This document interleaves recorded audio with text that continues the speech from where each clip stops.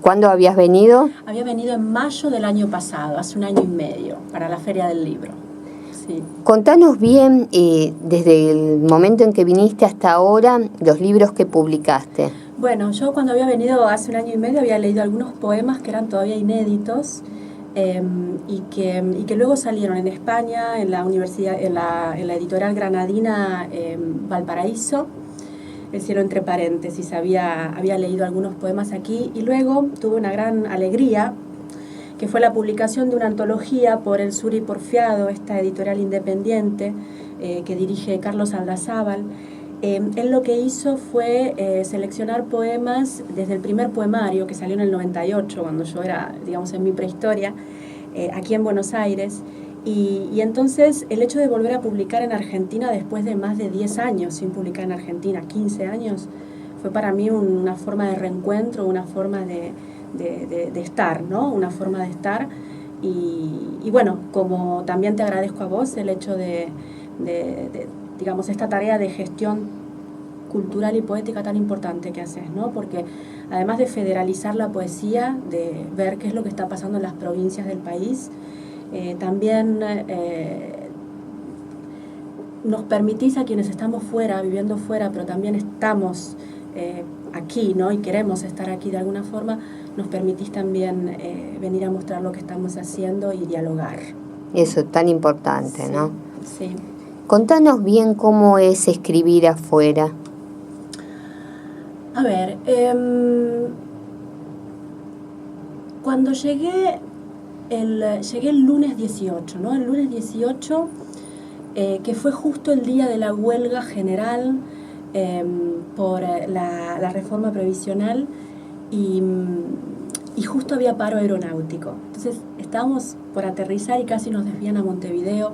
Bueno, llegamos y la situación era la que era y ninguno se quejó, ninguno nos hemos quejado en esa situación porque sabíamos de lo justo que era ese reclamo.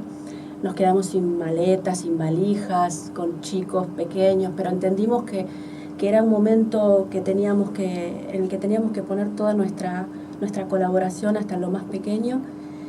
Y lo primero que pensé fue en un verso de Blas de Otero, el poeta español Blas de Otero, un poeta social de la generación del 50, que tiene un poema donde hay un estribillo que dice: me queda la palabra, es decir, la palabra como el verdadero espacio de libertad, la poesía como la posibilidad de enfrentar todo tipo de opresión ideológica o opresión material, ¿no?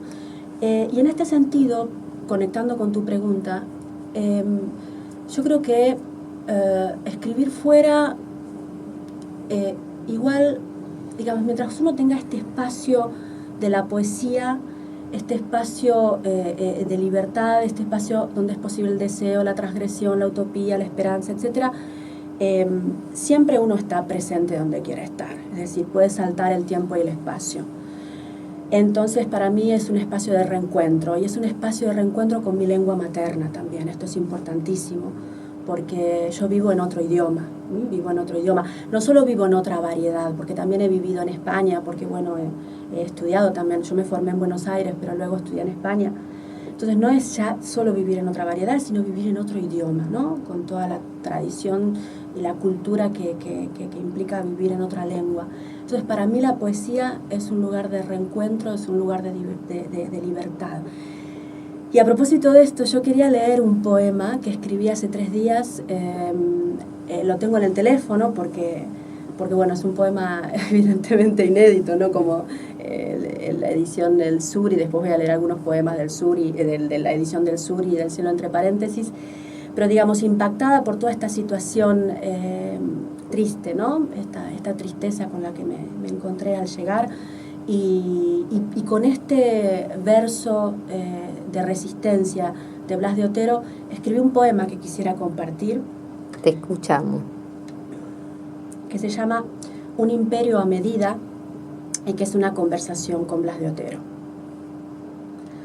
Aunque triunfen la urgencia y la premura por comarcas de espanto desmedido, y me quiten escorzos de vida hasta la pena, Seré perra sonámbula de sueño, cigarra enmudecida sin tiempo de cantar, pero habrá alguna estrofa pequeñita nacida en orfandad.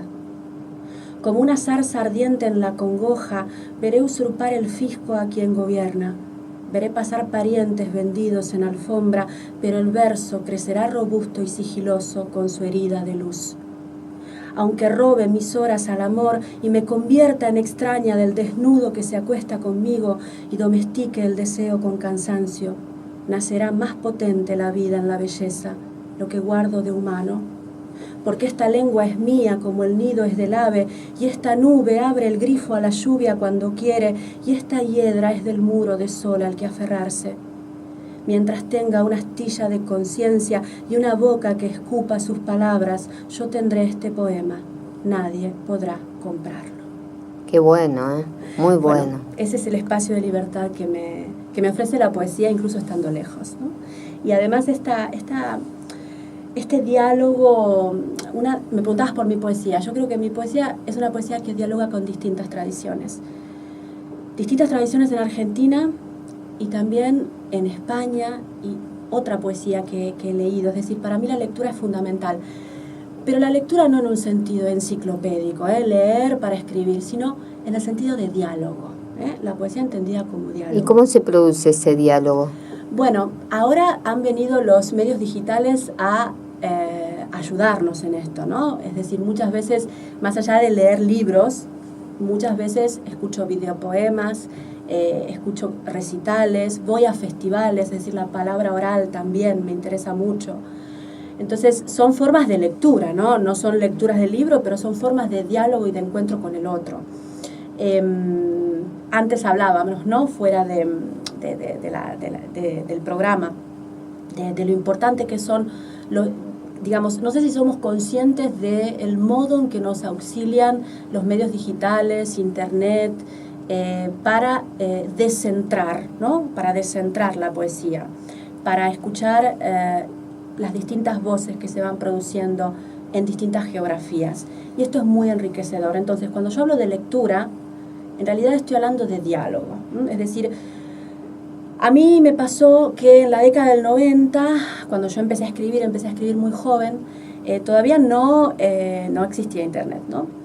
Y entonces yo sentí una especie de quiebre generacional, porque la poesía que se estaba escribiendo en los círculos en los que yo me movía, ¿no? Que la Universidad de Buenos Aires, etcétera, era un tipo de poesía que no sintonizaba con mi sensibilidad.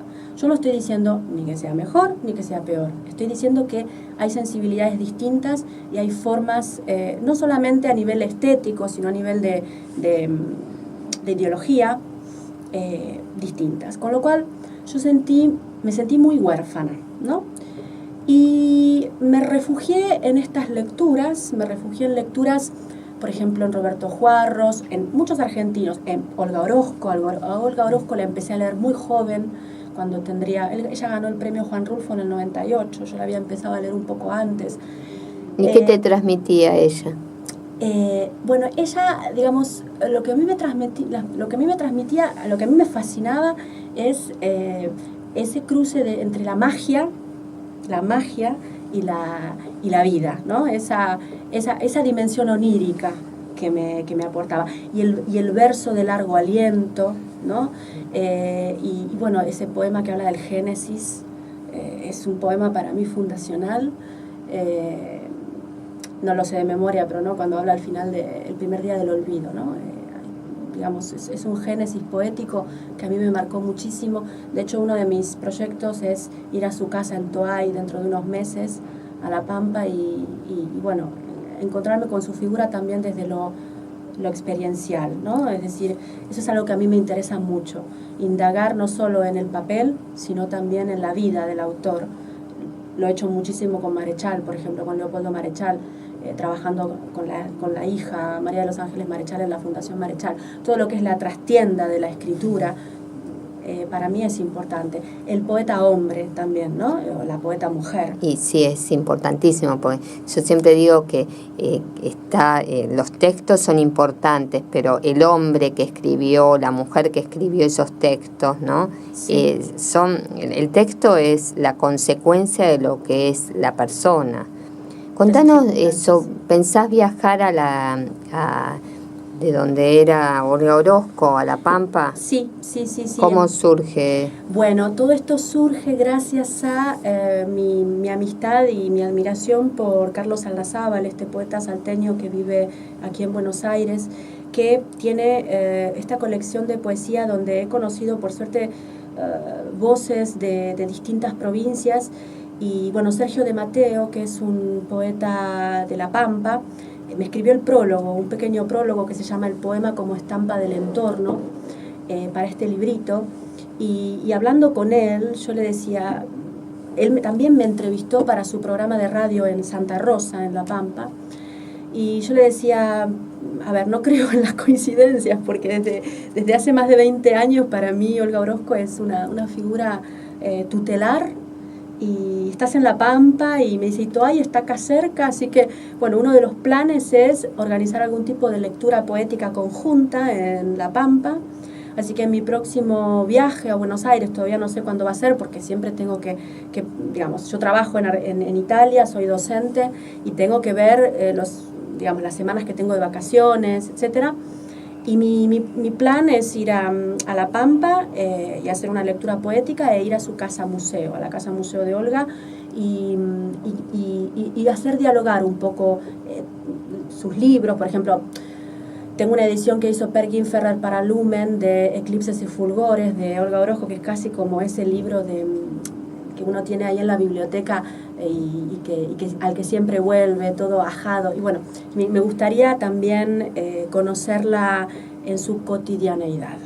Así que Qué bueno. Viaje va a ser. Qué bueno. Bueno, cuando vayas nos tenés al tanto. Sí, claro. Y te podemos sacar al aire por teléfono. Buenísimo. Desde La Pampa, y así nos contás, ¿no? Buenísimo. Sí, me comprometo a eso y me encanta la idea. Gracias, Claudia. Porque realmente Olga Orozco, una de las voces poéticas argentinas, realmente excelente, y es necesario que se difunda, se la conoce, pero no todo el mundo lo conoce. Yo creo que esa trilogía que tenemos en el 20, Alfonsina Storni, Alejandra Pizarnik, Olga Orozco. Alejandra sí ha tenido mucha difusión fuera, pero que tenemos realmente figuras tutelares, mujeres que han escrito, y bueno, las que tenemos ahora, ¿no? Porque la poesía escrita por mujeres en Argentina hoy me parece verdadera. Y no es un comentario de género el que estoy haciendo, es decir, lo digo desde la honestidad intelectual, ¿no? Desde las voces que leo últimamente, y además voces descentradas, voces de Córdoba, voces de Chaco, voces de Salta, voces de la Patagonia, es decir, unas voces de Buenos Aires también. Yo creo que tendríamos que hacer algo con todo esto. Qué bueno que se escuchen las voces, ¿no? Qué bueno. La verdad que sí. Poder federalizar y dialogar. Eso enriquece la propia creación. Es decir, yo no puedo entender la propia creación sin el diálogo generacional y el diálogo de tradiciones. Por eso decía que en el 90 yo me sentí muy sola, y he publicado, porque publiqué muy joven, gracias a un premio editorial Baobab, pero luego caí como una especie de solipsismo, porque sentía que no podía dialogar, ¿no? Y tenía que ver también con que yo era muy chica, no me podía desplazar como ahora viajo, conozco, pero para mí es fundamental para la propia creación el diálogo con el otro. Y como decía antes, ¿no? Yo creo que en mi poesía siempre hay que Sergio de Mateo lo reconocía, ¿no? Hay como un diálogo entre distintas tipologías culturales. Yo dialogo mucho con España también, ¿no? Porque, bueno, yo viví aquí en Argentina hasta mis 22 años con mi abuela, que era de Galicia. Mi abuela se fue al inicio de la Guerra Civil, y yo de hecho también tengo la nacionalidad española, argentina española por ella. Y yo viví con ella viéndola, este desangrarse a la distancia por los hermanos que habían quedado en España, algunos de los cuales murieron durante la guerra. A otro lo llegué a conocer en el 2005 en Galicia, luego murió. Pero fue una forma de vivir esa guerra y esa ruptura social a la distancia, ¿no? Con lo cual, yo trato de hacer dialogar las realidades, por más distintas que sean. Y por eso, además de leer un poema inédito que se llama La identidad en su sitio, y que es netamente argentino, quiero leer otro que se llama Francotiradores de Sarajevo, que está inspirado en la Guerra de los Balcanes.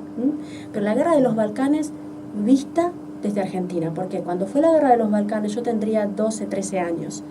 Y mi compañera de banco en la escuela era descendiente de bosnios, con lo cual cuando yo iba a verla a su casa, yo veía al padre desencajado escuchando la radio para ver lo que estaba pasando en la ex Yugoslavia. Y yo era totalmente inconsciente de lo que estaba pasando. Bueno, ese fue un poema que yo escribí en mi cabeza durante 25 años, sin ponerlo en papel, y lo pude poner en papel hace poco. Pero es una mirada de una realidad geográfica alejada en el espacio, pero que también nos toca, ¿no? Porque también somos un país de inmigración. Somos un país de pueblos originarios, somos un país de inmigración, somos un crisol, ¿no? Que constitutivo. Entonces, sí, siempre trato de poner en diálogo las realidades, con lo cual me gustaría leer... ¿Cómo se llama el poema? Primero voy a leer La identidad en su sitio y luego voy a leer Francotiradores de Sarajevo. Dale. Bueno, La identidad en su sitio tiene un triste epígrafe del año 1979. No está muerto ni vivo, está desaparecido. Jorge Rafael Videla. Era un tiempo en que el mundo tenía dos verdades. Mi padre nunca se dejó crecer la barba. Jamás nos pidieron documentos. ¿Qué nos pasó en aquellos años de vuelos peregrinos? Empecé a preguntar cuando aprendí a leer. Todo normal, fue la única respuesta. Los lápices escriben lo de siempre. Crecí como una despojada del entorno entre la negra noche de los libros y aquel diáfano limbo de mi infancia. Una tarde volví con mis preguntas. La paz no debiera ser completa mientras cueste el silencio de los otros. ¿Cómo eran los vecinos, sus costumbres, su ropa, sus palabras? ¿Dónde estaban ahora? Había una familia, me dijeron. Si tu hermana iba a jugar al patio, se ponían alerta. El hijo venía a usar el teléfono.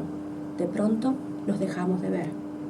Esas llamadas pudieron ser las nuestras, el olvido, asimismo, mi verdad. Rara vez las preguntas nos dejan como antes. A veces nos alumbran un rincón de memoria compartida para no regresar. Y voy a leer Después de la ceniza, está reproducido en Después de la ceniza, este poema que se llama Francotiradores de Sarajevo, del que hablé antes. ¿Por qué no vamos de vacaciones a Bosnia? Ha sido tu pregunta de estos años. Hojeabas la revista Belle Europa y andabas por la casa con un cuadro del antiguo cementerio judío. En la foto de la tienda que reza Shbekara, las flores germinan en la roca a través de los impactos de mortero. Hay orquídeas en venta para los amantes y los muertos, me decías. ¿Por qué no organizar un viaje a Herzegovina este verano? Estabas triste a destiempo. Por entonces eras solo un muchacho de familia opulenta que franqueaba el confín de los Balcanes por tumbarse en las playas sin bombas del Egeo. Pero es fácil ser lírico con la tragedia ajena. Pavonearse entre los símbolos con temas prestados sin usar las rodillas como patas de perro por burlar a los maquis del Boulevard Selimovica. ¿Por qué no vamos a Mostar aunque sea unos días? Yo tenía 13 años. El padre de mi amiga amanecía pegado a una emisora europea para oír del asedio, de su hermano en Marcale, de esa Miss Universo coronada en un sótano. Yo escuchaba de Kalt en la otra sala. La pureza no duele cuando el mal no nos toca. Después de Sarajevo, no es posible mirar una criatura sin vendarse los ojos. No volviste a insistir. La llevarás ahora de la mano al osario de tórtolas del cuadro. Y todo está en su sitio, amor. No te disculpes. Yo tendré otras montañas. Muy bueno, ¿eh? Realmente te felicito. Marisa, ahora tenemos que pasar a la otra entrevista. Te agradecemos mucho que pasaste por Noticias Día por Día y bueno, cuando vuelvas de nuevo, ¿hasta cuándo te quedas? Yo me quedo hasta el 12 de enero, luego voy a volver el año próximo, tengo que ver cuándo, es probable que en agosto. probable que vuelva en agosto. Sí, en agosto. Bueno. Para la feria ya no puedo venir, creo, pero para agosto creo que sí. Bueno, cuando vuelvas te esperamos Por acá supuesto. en el programa. Gracias.